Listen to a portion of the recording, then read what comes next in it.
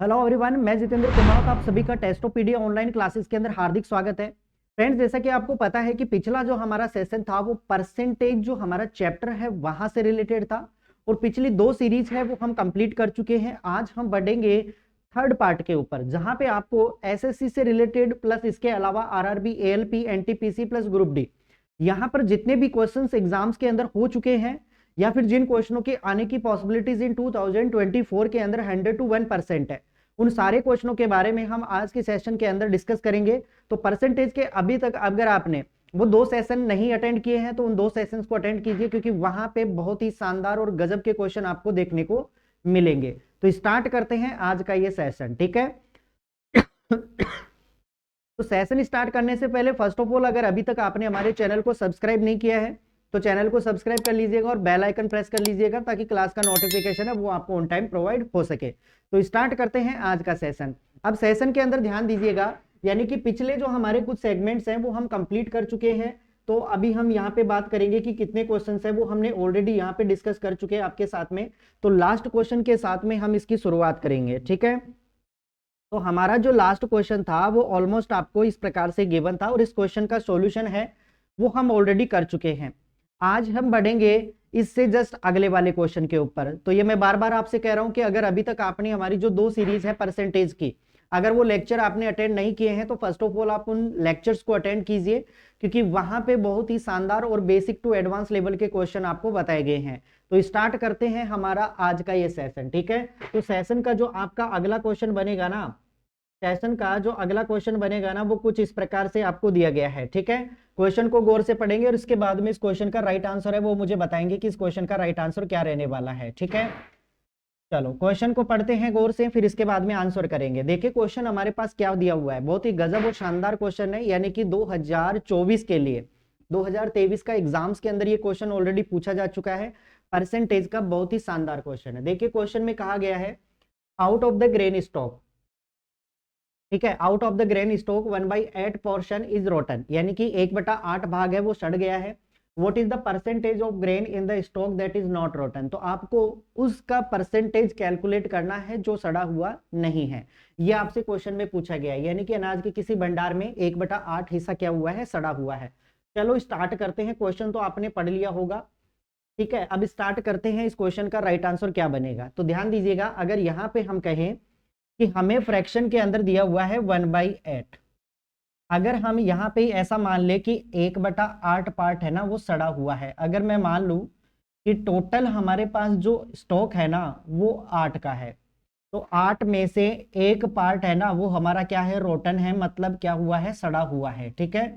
अगर 8 में से एक भाग सड़ा हुआ है तो मुझे बताओ जो बचा हुआ रिमेनिंग हमारे पास 7 पार्ट होगा वो क्या होगा, अनरोटन होगा, मतलब सड़ा हुआ नहीं होगा। और बस इसी चीज का हमें क्या निकालना है, परसेंटेज कैलकुलेट करना है। अब एक चीज ध्यान रखिएगा कि जब भी हम परसेंटेज कैलकुलेट करते हैं ना, तो जिस चीज का भी हमें परसेंटेज निकालना है फर्स्ट ऑफ ऑल आपकी उसकी क्वांटिटी का पता होना चाहिए। तो यहाँ पे अगर कहूँ कि हमें अनरोटन का परसेंटेज कैलकुलेट करना है तो उसकी क्वांटिटी हमें पता चल चुकी है। अब यहाँ से हम इस क्वेश्चन को इजी और सिंपल वे से बना सकते हैं कि हमारे पास अनरोटन पार्ट कितना है, 7 आउट ऑफ कितना में से, 8 में से, और परसेंटेज में कन्वर्ट करने के लिए 100 से हम क्या कर देंगे, मल्टीप्लाई कर देंगे। सॉल्व करते हैं अब इसको। तो देखो 4 से ये कटा 2 बार और 4 से ये कटा हमारे पास 25 बार। 25 को जब आप 7 से मल्टीप्लाई कर रहे होंगे ना तो आपके पास में आएगा भाई 175, और 175 में जब आप 2 का भाग दे रहे होंगे ना तो आपके पास में आ जाएगा भाई 2/16 हो गया, 2 में 14 और 2 पंजे 10, यानी कि 87.5% आपके इस क्वेश्चन का क्या बन जाएगा, राइट आंसर बन जाएगा, जो ऑप्शन नंबर डी के अंदर आपको दिया गया है। तो मैं ऐसा मान के चलता हूं कि ये क्वेश्चन है वो सभी स्टूडेंट्स को समझ में आ चुका होगा, बहुत ही शानदार है क्वेश्चन। और ऐसा मान के चलिए कि बिल्कुल बेसिक क्वेश्चन है, यानी कि टोटल स्टॉक जितना भी था उसमें से 1/8 पार्ट है ना वो क्या है, सड़ा हुआ है। आपको उस चीज का परसेंटेज कैलकुलेट करना है जो भाग सड़ा हुआ नहीं है। तो अगर हम टोटल क्वांटिटी 8 मान लेते हैं तो 8 में से एक पार्ट है ना वो सड़ा हुआ है, तो बचा हुआ रिमेनिंग पार्ट कितना होगा, जो सड़ा हुआ नहीं है। और बस इसी का हमें क्या निकालना है, परसेंटेज निकालना है। तो क्वेश्चन यहाँ पे समाप्त होता है। ऑप्शन नंबर डी इस क्वेश्चन का क्या हो जाएगा, राइट आंसर हो जाएगा।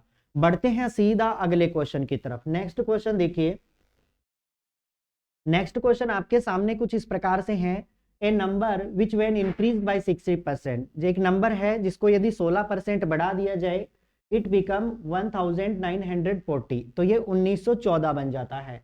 तो आपको बताना है कि एक्चुअल नंबर कौन सा होगा, वास्तविक नंबर कौन सा होगा। देखिए इस क्वेश्चन को हम सॉल्व करते हैं बाय फ्रैक्शन। मैं कहता हूं इस प्रकार के क्वेश्चनों को सॉल्व करना काफी इजी रहेगा। क्वेश्चन को ऐसी बात नहीं है कि x मान के भी सॉल्व किया जा सकता है, 100 मान के भी सॉल्व आउट किया जा सकता है, बट सबसे इफेक्टिव जो कैलकुलेशन होगी वो इसकी बाय फ्रैक्शन से रहेगा, क्योंकि इस क्वेश्चन के अंदर 16% बढ़ा रहा है। बट कई क्वेश्चन ऐसे होंगे जैसे वहां पे 16 से ही 2/3% बढ़ाएगा, कभी 33 से ही 1/3% बढ़ाएगा। तो उन सारी चीजों से बचने के लिए आपको फ्रैक्शन मेथड आना चाहिए। देखिए अगर मैं बात करता हूं यहाँ पे 16% की, तो 16% का अगर हम फ्रैक्शन वैल्यू कैलकुलेट करेंगे ना भाई, तो कितना हो जाएगा हमारे पास, 4/25 हो जाएगा। ठीक है, ये बात क्लियर हुई। तो हम मान लेते हैं कि हमारे पास जो ओरिजिनल नंबर है ना भाई, वो कितना था, 25 था। अगर ओरिजिनल नंबर 25 था तो हम क्या कर रहे हैं, इंक्रीज कर रहे हैं, बढ़ा रहे हैं। कितना बढ़ा रहे हैं, 4 बढ़ा रहे हैं। अगर 25 में हमने 4 बढ़ा दिया ना, तो हमारे पास जो नंबर बना वो कितना बन गया भाई, 29 बन गया। ये बात हो रही है आज की, कि नंबर बढ़ने के बाद में हमारे पास कितना हो गया, 29 हो गया। बट क्वेश्चन में अगर आप गौर से देखो ना, तो यहाँ पे जो नंबर बन रहा है वो कितना बन रहा है, 1914 बन रहा है। तो ये 29 की जो वैल्यू है ना भाई, कितने के बराबर है, 1914 के बराबर है। तो आपको पूरा 25% कैलकुलेट करना पड़ेगा। तो यहां से हम सॉल्व करते हैं इस क्वेश्चन को। तो अगर 1914 में आप 29 का भाग देंगे तो ये कितना गुना हो जाएगा। तो ध्यान दीजिएगा यहाँ पे जब हम इसको सॉल्व करते हैं ना, तो ये ऑलमोस्ट 67 मल्टीप्लाई हो जाएगा। ठीक है, 29 से 66 गुना हो जाएगा। तो हमें क्या करना पड़ेगा, ये जो ओरिजिनल नंबर दिया गया है 25, इसको भी मैं कितना गुना कर दूंगा भाई, 66 गुना कर दूंगा। तो 25 को 6 से गुना किया, हो गया 150, बच गया 15। 25 के 150 और 15 हमारे पास कितना हो गया, 165। यानी कि हमारे इस क्वेश्चन का जो राइट आंसर बनेगा ना, वो बनेगा 1650। मतलब कौन सा option, option number B will be right answer. Question सभी स्टूडेंट समझ चुके होंगे, काफी अच्छा क्वेश्चन है और परसेंटेज के अंदर काफी कैलकुलेटिव। आपको जब एग्जाम देने बैठोगे ना, तो वहां पे आपको कैलकुलेशन थोड़ा बहुत करना पड़ेगा। और ये क्वेश्चन है ना, वो ऑलरेडी 2023 का जो आपका इंटेलिजेंसी ब्यूरो का एग्जाम हुआ है प्लस CHSL का जो एग्जाम हुआ है, वहां पे ये क्वेश्चन ऑलरेडी पूछा जा चुका है। तो क्वेश्चन सभी स्टूडेंट्स को समझ में आ चुका होगा, सोल्यूशन कैसे करना है वो चीज भी आपको क्लियर हो चुकी होगी। बढ़ते हैं सीधा अगले क्वेश्चन की तरफ। नेक्स्ट क्वेश्चन देखिए। नेक्स्ट क्वेश्चन आपसे कुछ इस प्रकार से कहा गया है कि दो संख्याएं हैं, वो तीसरी संख्या से 30% और 37% क्या है भाई, कम है। तो आपको बताना है कि वह प्रतिशत जिसके अनुसार दूसरी संख्या है वो पहली संख्या की तुलना में कितना परसेंट कम होगा, ये आपको कैलकुलेशन करना है। तो ध्यान दीजिएगा, जो भी स्टूडेंट्स देख रहे हैं, क्लास को अटेंड कर रहे हैं, वो फर्स्ट ऑफ ऑल इस क्वेश्चन को करने की कोशिश करेंगे। खुद के स्तर पे करने के बाद में आप इस वीडियो को देखेंगे, फिर इसके बाद में यहाँ पे सॉल्यूशन वर्कआउट करेंगे, तो आपको और भी चीजें हैं वो बेटर तरीके से समझ में आएंगी। तो स्टार्ट करते हैं इस क्वेश्चन का सॉल्यूशन। देखो 3 नंबरों के बारे में यहाँ पे बात की जा रही है और तीनों नंबरों के बारे में हमें कोई आइडिया नहीं है। ठीक है, तो हम मान लेते हैं कि यहाँ पे ये हो गया हमारे पास पहला नंबर, ये हो गया हमारे पास दूसरा नंबर और ये है हमारे पास थर्ड नंबर। केवल जो कंपैरिजन किया जा रहा है ना, वो सिर्फ तीसरे नंबर से किया जा रहा है। तो तीसरे नंबर को हम एज्यूम कर लेंगे, मतलब कुछ ना कुछ मान लेंगे। तो हम मान लेते हैं कि जो तीसरा नंबर है ना, वो हमारे पास कितना है, 100 है। अगर तीसरा नंबर आपके पास में 100 है, तो अकॉर्डिंग टू क्वेश्चन है वो दो संख्याएं हैं, वो तीसरी संख्या से 30% और 37% कम है। तो मुझे बताओ, पहली संख्या है अगर वो 30% कम होगी, तो 100 में से 30 कम करेंगे तो इसका मतलब पहली संख्या हमारे पास क्या बन जाएगी भाई, 70 बन जाएगी। ठीक है, और दूसरी संख्या है वो 37% कम है। तो 100 में से 37 अगर हमने कम कर दिया, इसका मतलब हमारे पास ये नंबर क्या बन जाएगा, 63 बन जाएगा। ठीक है ना, ये बात तो सभी स्टूडेंट्स को क्लियर हो चुकी होगी। अब हम बात करते हैं इस क्वेश्चन के राइट सॉल्यूशन के ऊपर। तो क्वेश्चन में हमसे क्या पूछा गया है कि जो दूसरी संख्या है, ये वाला जो दूसरे नंबर है, ये पहली संख्या से कितना परसेंट कम है। तो मुझे बताओ, यहाँ पे 70 और ये 63, ये नंबर यहाँ पे कितना कम हो रहा है। तो यहाँ पे 7 की क्या हो रही है, कमी हो रही है। ठीक है, 7 की क्या हो रही है, कमी हो रही है। और अगर हमें प्रतिशत कैलकुलेट करना है ना, तो जितनी भी कमी हुई है आप रखोगे वो, और ये कमी कहां से हुई है, 70 से हुई है, तो यहाँ पे रखेंगे हम, और उसके बाद में परसेंटेज के लिए 100। तो 10 से 10 कैंसिल आउट हो गया, 7 से 7 कैंसिल आउट हो गया, यानी कि कुल मिला के आपका जो रिक्वायर्ड परसेंटेज आंसर आया ना वो कितना आ गया 10%, यानी कि 10% का क्या हो जाएगा, कमी हो जाएगी। ऑप्शन नंबर सी इस क्वेश्चन का क्या हो जाएगा, राइट आंसर हो जाएगा। ठीक है, तो एक परफेक्ट प्रैक्टिस है ना वो आदमी को एक परफेक्ट बना देती है, ये बात ध्यान रखना। तो मैथमेटिक्स में आपको लगातार एफर्ट मारने हैं, प्रैक्टिस डेली करनी है, चाहे आप डेली के 3 से 4 क्वेश्चन ही निकालो, बट आपको डेली कैलकुलेशन पे ऊपर काम करना पड़ेगा, क्योंकि एक दिन का लॉस होता है ना वो आगे चल करके बहुत ही प्रॉब्लम्स क्रिएट करता है। तो आप डेली कैलकुलेशन के ऊपर काम कीजिए, तो उम्मीद करता हूं क्वेश्चन आप सभी को समझ में आ चुका होगा। ठीक है, जहां पर भी आपको डाउट लगता है कमेंट बॉक्स में मुझे बताएंगे कि कहां पे आपको डाउट चल रहे हैं, कहां पे आपको चीजें समझ में नहीं आ रही है। हम बढ़ते हैं सीधा अगले क्वेश्चन की तरफ। नेक्स्ट क्वेश्चन देखिए, नेक्स्ट क्वेश्चन आपको बताया गया है जहां पे कि अमित की आय है वो राज की आय से 30% अधिक है। तो आपको बताना है कि राज की आय है ना वो अमित की आय से कितना परसेंट कम होगी। देखो जब भी इस पैटर्न के क्वेश्चन आपको दिखाई दे कि एक की आय दूसरे से इतना अधिक है तो दूसरे की इनकम एक से कितनी अधिक या कम होगी, तो इस पैटर्न के क्वेश्चन को आप या तो फॉर्मूला अगर याद रख सको तो फॉर्मूले के अकॉर्डिंग भी कर सकते हो, जैसा कि मैंने आपको पिछले सेशन के अंदर भी इस प्रकार के क्वेश्चन करके बताए थे, या फिर आप इसके लिए बाय फ्रैक्शन मेथड भी यूज कर सकते हो जो कैलकुलेशन को काफी इजी बना देंगे। तो जिससे भी आपको अच्छा लगता है, जिससे भी आपकी कैलकुलेशन थोड़ी फास्ट हो पाती है, उन सारे तरीकों के ऊपर आपको काम करना है। देखिए सॉल्व करते हैं इस क्वेश्चन को। अकॉर्डिंग टू क्वेश्चन हमें बताया गया है सबसे पहले 30%।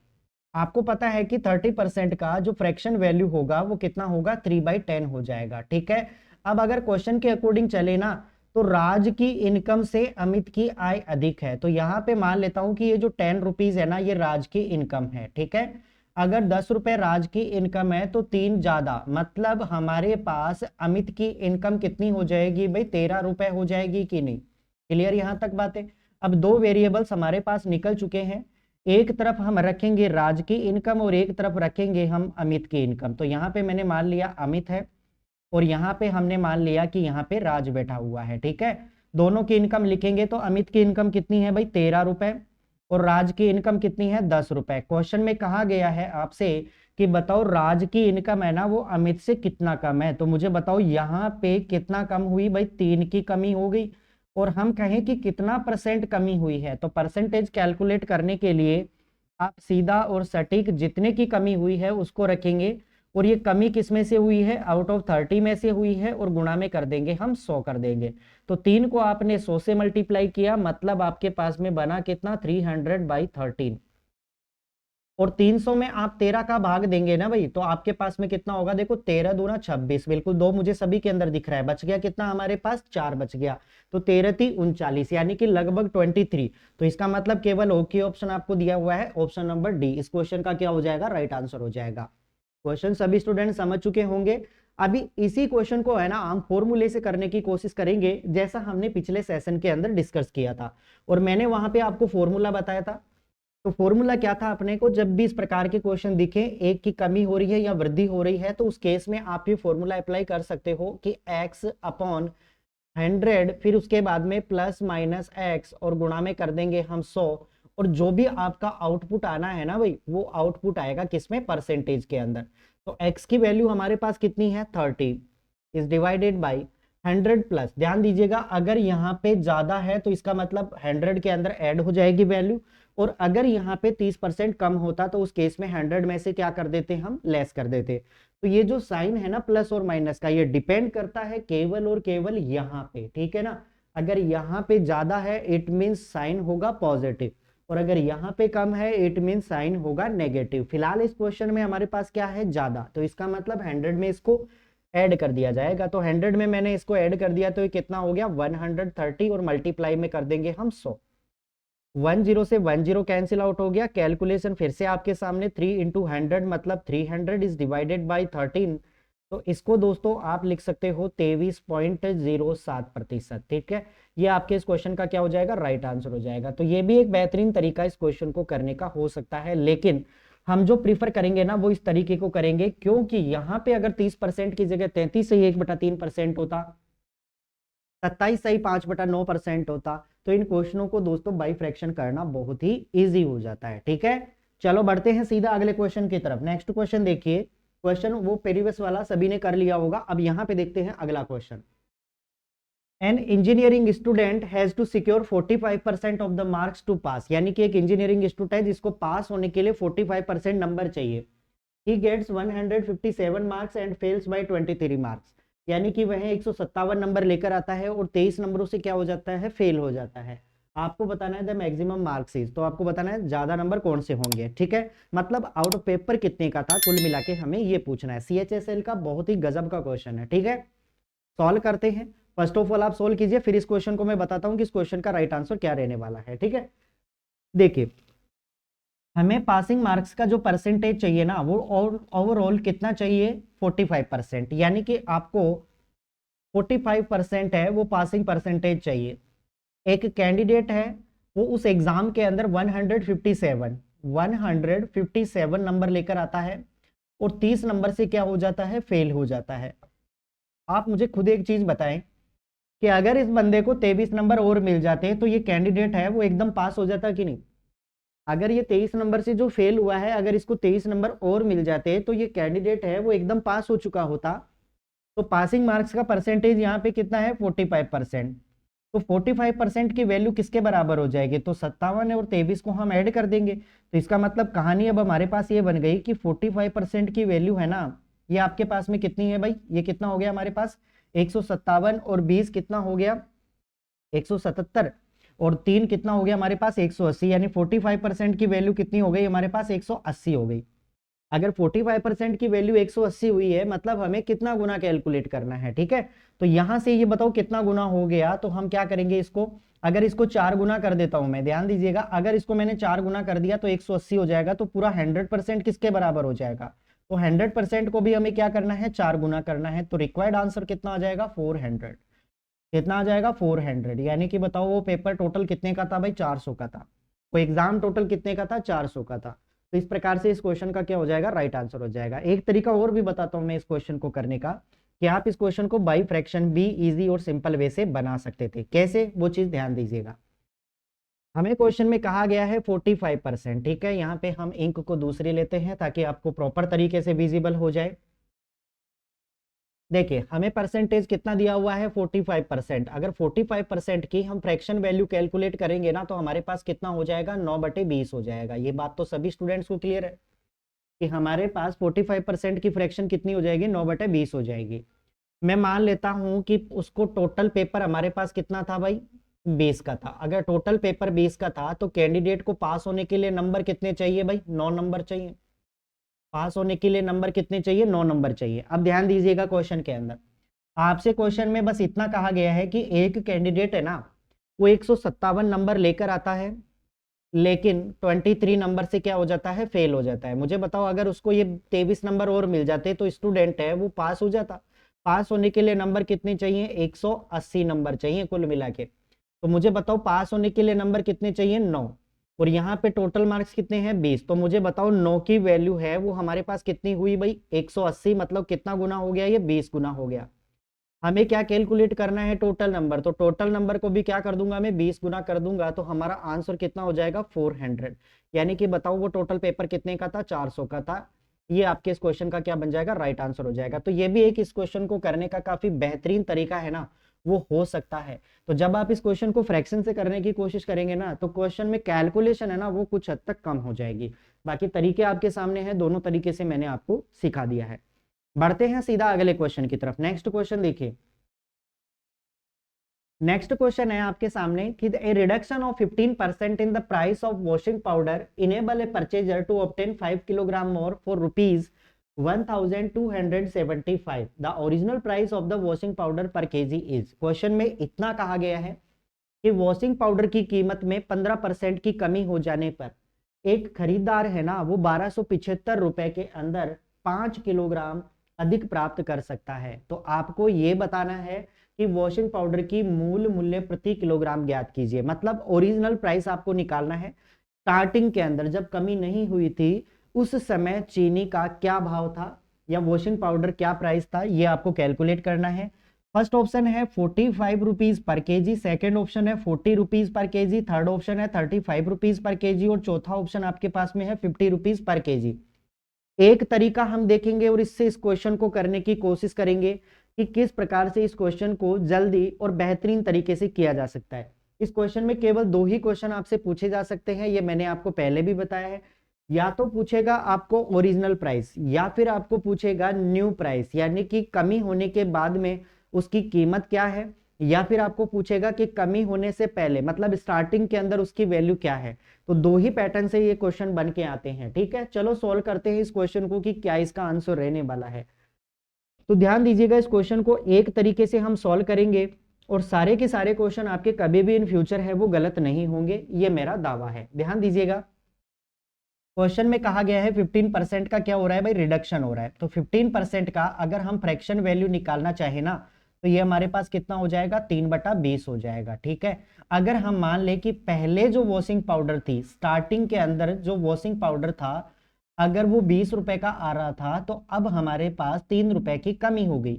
अगर 20 में 3 रुपए की कमी कर देंगे ना, तो हमारे पास आज वॉशिंग पाउडर है वो कितने रुपए का आएगा भाई, 17 रुपए का आएगा। बताओ ये बात सभी स्टूडेंट्स को क्लियर है क्या? ठीक है, तो 2 प्रकार से हम इसको यहाँ पे कैलकुलेशन करेंगे कि 15% का फ्रैक्शन 3/20 हो गया। अगर 20 रुपए स्टार्टिंग प्राइस था, तो अब 3 रुपए कम होकर के हमारे पास प्राइस कितना हो गया, 17 रुपए का। तो कुल मिला के यहाँ पे हमारे पास प्राइस का रेशो है ना, वो हम ऑलरेडी कैलकुलेट कर चुके हैं। ठीक है, तो अगर यहाँ पे हम बात करें, एक तरफ रखते हैं हम स्टार्टिंग का प्राइस और एक तरफ हम रखते हैं नाउ, यानी कि आज का प्राइस। ठीक है, 2 वैल्यूज हम यहाँ पे पुट करेंगे। स्टार्टिंग प्राइस हमारे पास कितना था भाई, 20 रुपए, और आज कमी होने के बाद में प्राइस कितना है, 17 रुपए। ये जो हमारे पास रेशो निकल करके आया है ना, ये रेशो किसका है दोस्तों, ये रेशो आपके पास में बनेगा प्राइस का रेशो। ठीक है, मूल्य का अनुपात बनेगा। अब एक चीज ध्यान रखना, एक चीज वो ध्यान रखने की बात क्या है कि हमेशा प्राइस और जो कंजप्शन होता है ना, प्राइस और जो कंजप्शन होता है उनके बीच में अपोजिट रिलेशन पाया जाता है। ठीक है, प्राइस और कंजप्शन के बीच में हमेशा अपोजिट रिलेशन पाया जाता है, ये एक बात है, वो आपको बिल्कुल दिलो दिमाग में ध्यान रखनी है। अब ऐसा होता क्यों है, देखिए उस चीज के ऊपर काम करते हैं। मुझे बताओ, अगर मार्केट में किसी चीज के पैसे दाम बढ़ जाएंगे तो उस चीज को आप कम परचेज करोगे, लोग कम इंटरेस्ट दिखाएंगे, तो इसका मतलब उसका प्रोडक्शन है ना वो ऑलरेडी कम हो जाएगा। ऐसे ही मैं कहूं कि अगर मार्केट में कोई चीज सस्ती हो जाती है तो आप उस चीज को ज्यादा खरीदोगे। ज्यादा खरीदने का मतलब क्या है कि उसका कंजप्शन क्या हो जाएगा, बढ़ जाएगा। तो हमेशा प्राइस और कंजप्शन के बीच में अपोजिट रिलेशन पाया जाता है। अब जब अपोजिट रिलेशन पाया जाता है तो मुझे बताओ, अगर प्राइस का रेशो हमारे पास 20 से 17 है, तो मुझे बताओ कंजप्शन का रेशो हमारे पास क्या हो जाएगा। तो आपका आंसर होगा कि 20 और 17 का जस्ट उल्टा कितना हो जाएगा भाई, 17/20 हो जाएगा। ये बात सभी स्टूडेंट्स को समझ में आ गई।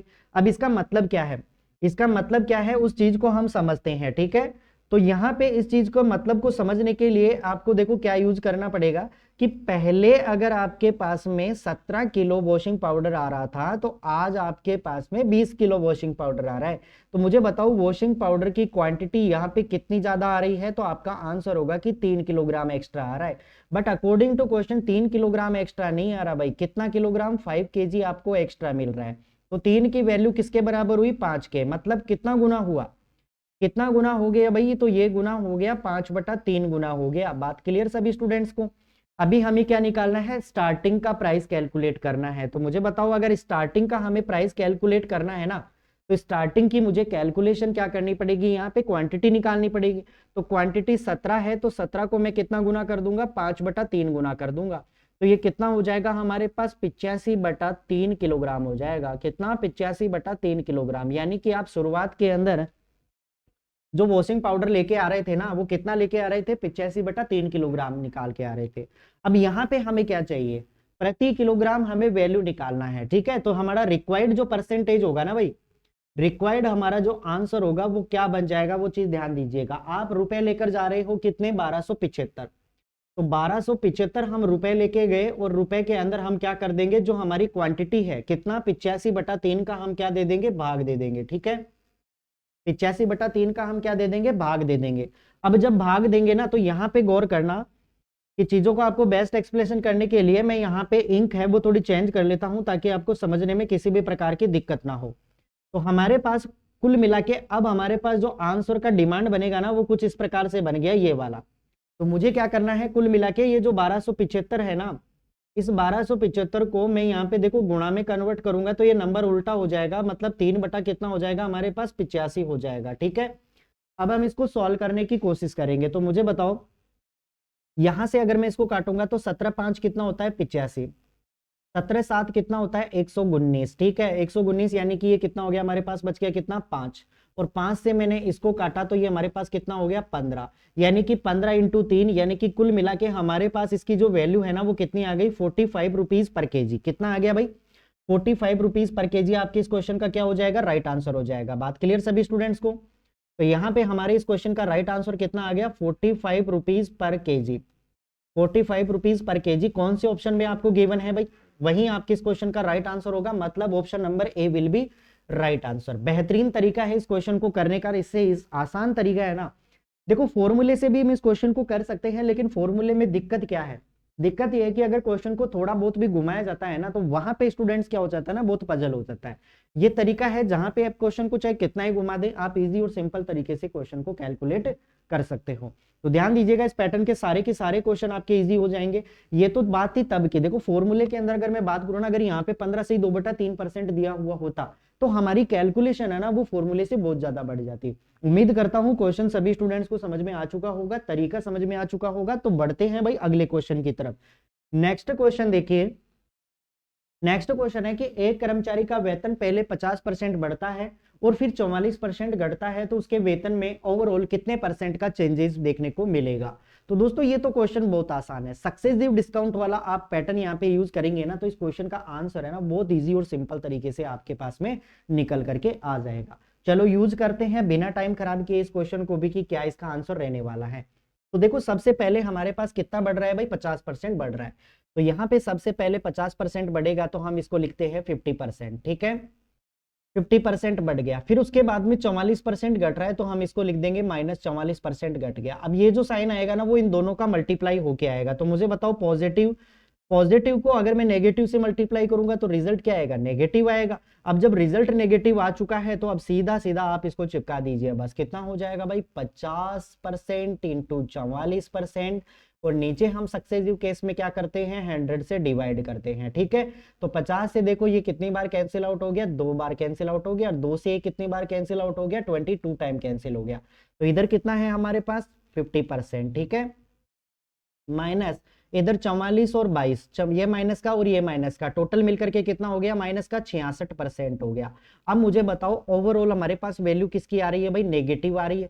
नेगेटिव का मतलब है कि डिक्रीज होगा। अब नेगेटिव कितना है यहाँ पे 16%, तो इसका मतलब 16% की क्या हो जाएगी कमी हो जाएगी। ठीक है, डिक्रीज हो जाएगी वैल्यू। तो बस यही आपके इस क्वेश्चन का आंसर होगा कि 16% डिक्रीज हो गई, 16% डिक्रीज, मतलब option number D will be right answer. बेहतरीन तरीका है इस क्वेश्चन को करने का। तो जब इस पैटर्न के क्वेश्चन हो कि एक बढ़ रहा है एक घट रहा है, दोनों बढ़ रहे हैं या दोनों घट रहे हैं, उस केस में आप सक्सेसिव केस लगा करके इस क्वेश्चन को इजी और सिंपल तरीके से बना सकते हो। ठीक है, उम्मीद करता हूं क्वेश्चन आप सभी स्टूडेंट्स को समझ में आ चुका होगा। बताओ किसी भी स्टूडेंट्स को कोई डाउट है क्या? तो चलो बढ़ते हैं फिर सीधा अगले क्वेश्चन की तरफ। ठीक है, चलो अगला क्वेश्चन पढ़ेंगे।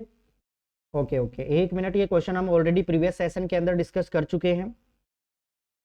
चलो वेरी गुड भाई। चलो यहाँ पे देखिए फिर से हम एक यानी कि जिसको मैं कह सकता हूँ, मैंने आपको बार बार कहा पिछले 2 सेशन के अंदर भी हम काफी क्वेश्चन है वो कर चुके हैं किसके इलेक्शन वाले के। तो इस बार भी आपको इलेक्शन के ऊपर थोड़ा फोकस करना पड़ेगा। लेटेस्ट क्वेश्चन है और बहुत ही गजब का क्वेश्चन है। चलो बताओ देखिए इस क्वेश्चन का राइट आंसर क्या होगा, क्योंकि पिछले क्वेश्चन हम ऑलरेडी कर चुके हैं तो ये तो क्वेश्चन सभी स्टूडेंट्स को आना ही आना चाहिए। एक चुनाव में 2 उम्मीदवार थे, हारने वाले उम्मीदवार को 41% वोट मिले और वह 5580 वोटों से चुनाव हार गया। तो आपको बताना है कि कुल वोटों की संख्या कितनी होगी। बहुत ही शानदार क्वेश्चन है। टोटल वोट्स आपके पास में कितने होंगे ये आपसे पूछा गया है। तो ध्यान दीजिएगा कैसे इस क्वेश्चन को बनाना है, ऑलरेडी तरीका आपको आता होगा तो आप या तो 100 मान के कीजिए जैसी भी आपकी इच्छा है। ठीक है, हारने वाले उम्मीदवार को 41% वोट मिले। मुझे बताओ अगर हारने वाले को 41% वोट मिले होंगे तो इसका मतलब जीतने वाला कैंडिडेट है वो 41 कम वोट लेगा। तो इसका मतलब ये हमारे पास कितना हो गया भाई 10 में से 1 घटाया 9 हो गया, 9 में से 4 घटाया 5 हो गया, मतलब 59% वोट मिले हैं। ठीक है, 59% वोट मिले हैं दूसरे वाले कैंडिडेट को। अरे भाई एक इलेक्शन है जिसमें 2 लोग हैं, ये पहला आदमी है और ये दूसरा आदमी है, ठीक है। पहले आदमी को अगर 41% वोट मिले होंगे तो दूसरे को कितने मिले होंगे, 49% वोट मिले होंगे। मुझे बताओ पहला आदमी है ना, वो यहाँ पे कितने परसेंट वोटों से हार रहा है, तो 59 में से हम 41 कम कर देंगे तो ये कितना हो जाएगा हमारे पास, 18% वोट से हार रहा है। बट क्वेश्चन की डिमांड क्या है कि भाई 80% वोट से नहीं हार रहा, कितने परसेंट वोटों से वो हार रहा है, 5580 वोटों से वो कैंडिडेट है वो इलेक्शन को डिफीट कर रहा है, मतलब हार रहा है। आपको क्या बताना है, टोटल नंबर ऑफ वोट्स, यानी कि मुझे कुल मिला के 100% की वैल्यू चाहिए। तो बस यहाँ पे हम इस क्वेश्चन को सॉल्व करेंगे ना, तो क्वेश्चन तो हमारा हो चुका है, ठीक है। अब ध्यान दीजिएगा कैसे करना है। अगर 5580 में भाग दूंगा ना मैं 18 का, भाई कितना गुना हो जाएगा, तो 18 पे 18 थी कितने होते हैं हमारे पास 54, और 18 कम 18 और ये 0, मतलब 310 गुना हो गया। अब हमें कुछ भी नहीं करना, बस आउट ऑफ 100 की वैल्यू कैलकुलेट करनी है। तो अगर 100% हमने वोट माने थे तो 100% को हम कितना गुना कर देंगे, 310 गुना कर देंगे। तो आपका राइट आंसर है ना, वो बन जाएगा दोस्तों कितना, 31,000। कितना बन जाएगा, 31,000। बस यही इस क्वेश्चन का क्या होगा, राइट आंसर होगा, मतलब option number B will be right answer, ठीक है। ऑप्शन नंबर 20 क्वेश्चन का क्या हो जाएगा, राइट आंसर हो जाएगा। तो उम्मीद करता हूं ये क्वेश्चन है वो सभी स्टूडेंट्स को एकदम कहानी की तरह क्लियर हो चुका होगा, ठीक है। चलो बढ़ते हैं सीधा अगले क्वेश्चन की तरफ। नेक्स्ट क्वेश्चन देखिए। हाँ, नेक्स्ट क्वेश्चन मुझे बताने की कोशिश करेंगे कि इस क्वेश्चन का राइट आंसर क्या रहने वाला है। कि एक परीक्षा में 45% विद्यार्थी हैं वो इतिहास में, 60% विद्यार्थी हिंदी में उत्तीर्ण हुए, और यदि 8% विद्यार्थी दोनों विषयों में अनुत्तीर्ण हुए, तो आपको बताना है कि कितने परसेंट विद्यार्थी हैं वो दोनों विषयों में या किसी न किसी सब्जेक्ट के अंदर पास हुए हैं। दोस्तों ये वेन डायग्राम का क्वेश्चन है, काफी बेहतरीन क्वेश्चन है, और मैं उम्मीद करता हूं कि ये क्वेश्चन है ना वो सभी स्टूडेंट्स को आने चाहिए। वेन डायग्राम क्वेश्चन है, एक क्लास होगी जिसके अंदर अपन सारे की सारे वेन डायग्राम बेस्ड के ऊपर जितने भी क्वेश्चंस है ना, जैसे मैंने आपसे प्रॉमिस किया है कि जो इलेक्शन वाले क्वेश्चन थे वो हम सेपरेट एक वीडियो के अंदर लेकर आएंगे, वैसे ही अगर मैं कहूँ कि वेन डायग्राम बेस्ड जितने भी क्वेश्चन है उनको हम एक क्लास के अंदर पूरा करने की कंप्लीट कोशिश करेंगे। तो ध्यान दीजिएगा यहाँ पे अगर मैं इस क्वेश्चन की बात करूँ ना, तो केवल 2 सब्जेक्टों के बारे में यहाँ पे बात की जा रही है, ठीक है। एक हिस्ट्री की बात की जा रही है और एक हिंदी की बात की जा रही है। तो कुल मिला के हमें 2 डायग्राम ड्रॉ करने पड़ेंगे, ठीक है। तो चलो मैं इसको अगले सेशन के ऊपर लेकर चलता हूं, और यहाँ पे हम कुछ शेप्स यहाँ पे बनाएंगे, और शेप के अकॉर्डिंग ही हम इन क्वेश्चनों को क्या करेंगे भाई, सोल्व आउट करेंगे, ठीक है। तो यहाँ पे ध्यान दीजिएगा, हम यहाँ पे ड्रॉ करते हैं, 2 सर्किल ड्रॉ करते हैं। एक हमारे पास ये सर्किल हो गया, और एक और सर्किल हम यहाँ पे ड्रॉ कर लेते हैं, ठीक है। एक सर्किल और ड्रॉ कर लेते हैं, और उस सर्किल का हम यहाँ पे थोड़ा इंक है वो थोड़ा चेंज कर देते हैं। एक सर्किल हमारे पास ये बन के आ गया, ठीक है। कुल मिला के हमारे पास ये 2 सर्किल बन के आ गए, ठीक है। अब यहाँ पे ये जो परसेंटेज वाला जो मैटर है ना, एक बार मैं इसको भी रिमूव कर देता हूँ यहाँ से, ठीक है। तो यहाँ पे हम इसको सेलेक्ट करते हैं, वेरी गुड। अब यहाँ पे ध्यान दीजिएगा, इसको हम थोड़ा यहाँ से इसको हटाते हैं, ठीक है। ये सर्किल हमें नॉर्मल बनाना है, बट यहाँ पे ये बन गया हमारे पास थोड़ा टेढ़ा वाला। चलो कोई दिक्कत नहीं है। अब दूसरा एक बार सर्किल लेते हैं,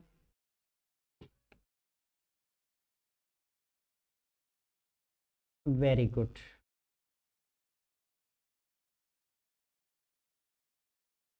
चलो एक हमारे पास ये सर्किल बन गया, इस बार अच्छा है।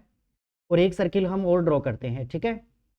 इसको हम ब्लैक से रिप्रेजेंट कर देंगे ताकि आपको समझने में बेटर चीजें समझ में आ सके। एक हमारे पास ये है, इसको थोड़ा हम इसके नजदीक लेकर जाते हैं ताकि आपको कॉमन पार्ट का पता चल जाए, ठीक है। चलो यहाँ तक बातें तो सभी स्टूडेंट्स को समझ में आ चुकी होगी। तो कुल मिला के हम बात कर रहे हैं इन 2 सब्जेक्ट के बारे में। पहला जो हमारा सब्जेक्ट है ना भाई, पहला जो हमारा सब्जेक्ट है वो है हिस्ट्री का। तो इसको मैं मान लेता हूं कि ये हमारा पूरा की पूरा पार्ट है ना वो हिस्ट्री का है, और ये जो सेकंड पार्ट है ना ये हम मान लेते हैं कि पूरा का पूरा है वो हिंदी का है। और ये जो कॉमन पार्ट आपको दिखाई दे रहा है रेड और ब्लैक का, इसको हम मान लेते हैं बोथ, जिसको हम कॉमन से रिप्रेजेंट करेंगे कि ये कॉमन पार्ट है सभी का। अभी हमें करना क्या है, ध्यान दीजिएगा, जब भी आप इस पैटर्न के क्वेश्चन दिखाई देना तो आपको सबसे पहले जो चीज कॉमन दी गई है बस उस चीज को आपको यहाँ पे लिखना है। और अगर कॉमन चीज के अंदर सारे के सारे स्टूडेंट्स फेल हैं तो हम इन सभी को फेल करेंगे, और अगर पास हैं तो उन सभी को हम पास करेंगे। बिना डायग्राम के भी क्वेश्चन हो सकता है, लेकिन ध्यान दीजिएगा जो हमारे आरआरबी के एग्जाम्स होते हैं ना, वहां पे चीजों में थोड़ा कॉम्प्लिकेशन डाल दिया जाता है क्वेश्चन के अंदर, तो वहां पे ये काम है थोड़ा कॉम्प्लिकेटेड हो जाता है। तो देखो दोनों की अगर मैं बात करूँ ना, तो 8% विद्यार्थी है ना दोनों सब्जेक्ट में क्या है, फेल है। तो इसका मतलब क्या है, 8% अगर दोनों में फेल है तो 8% को हम यहाँ पे रखेंगे और ये क्या है, फेल है। अगर ये फेल है तो हमें इन दोनों को भी क्या करना पड़ेगा, फेल करना पड़ेगा। अब ध्यान दीजिएगा, अगर 45% स्टूडेंट है ना भाई, वो हिस्ट्री के अंदर क्या है, पास है। अगर 45 स्टूडेंट हिस्ट्री में पास हैं तो मुझे बताओ फेल कितने होंगे। तो 45 है, 100 में से कम कर देंगे, इसका मतलब 55% स्टूडेंट है ना, ये क्या हो जाएंगे, फेल हो जाएंगे। ये बात क्लियर हो गई, ठीक है। ऐसे ही अगर मैं कहूं यहाँ पे कि 60% स्टूडेंट अगर पास है हिंदी में, तो मुझे बताओ 40% स्टूडेंट है ना, ये क्या होंगे, फेल होंगे। किस सब्जेक्ट में, हिंदी के अंदर। तो दोनों वेरिएबल्स हमने कैलकुलेट कर लिए कि 55% फेल होंगे हिस्ट्री के अंदर और 40% फेल होंगे हिंदी के अंदर। चलो अब मैं स्लाइड के ऊपर चलते हैं। तो यहाँ पे 55% स्टूडेंट, ठीक है, 55% स्टूडेंट है ना, ये हिस्ट्री के अंदर फेल है। और यहाँ पे अगर मैं कहूँ तो 40% स्टूडेंट है ना, वो हिंदी के अंदर फेल है। अब यहाँ पे हमें कैलकुलेशन के ऊपर थोड़ा वर्क इतना सा करना है कि मुझे बताओ हिस्ट्री ये पूरा है ना, वो पूरा 55% है। तो 55% में से अगर मैं कम कर दूंगा कितना, 8%, तो मुझे बताओ ये कितना हो जाएगा हमारे पास, 47%। और ये 47% नंबर ऑफ स्टूडेंट ऐसे होंगे जो केवल और केवल हिस्ट्री के अंदर क्या होंगे भाई, फेल होंगे। बात क्लियर हो गई। 40% स्टूडेंट हमारे पास, ये पूरा रेड वाला सर्किल है, तो 45% में से या 40% में से अगर मैं 8% है वो कम कर दूंगा तो हमारे पास 32% बचेगा। और ये 32% नंबर ऑफ स्टूडेंट ऐसे होंगे जो केवल और केवल हिंदी में क्या होंगे, फेल होंगे। अभी अगर हमें टोटल फेल होने वाले कैंडिडेट्स का नंबर कैलकुलेट करना है ना, तो टोटल कितने फेल हुए, तो मुझे बताओ 45%, 47% तो हमारे पास हो गए हिस्ट्री के अंदर, 8% हो गए हमारे पास दोनों के अंदर, और हिंदी के अंदर हो गए हमारे पास 32%। यानी कि कुल मिला के अगर हम number of fail students calculate करना चाहे ना, तो टोटल हमारे पास फेल कितने हो गए, तो 32 और 8 40, 40 और 10 कितना हो गया, 43, कितना हो गया, 87%। यानी कि 87% है ना कैंडिडेट, वो क्या है, फेल है। अगर 87% कैंडिडेट फेल है, तो आउट ऑफ 100 अगर स्टूडेंट बेटे होंगे, 100% स्टूडेंट बेटे होंगे और 80% स्टूडेंट, 87% स्टूडेंट अगर फेल हैं, तो मुझे बताओ पास स्टूडेंट्स कितने होंगे।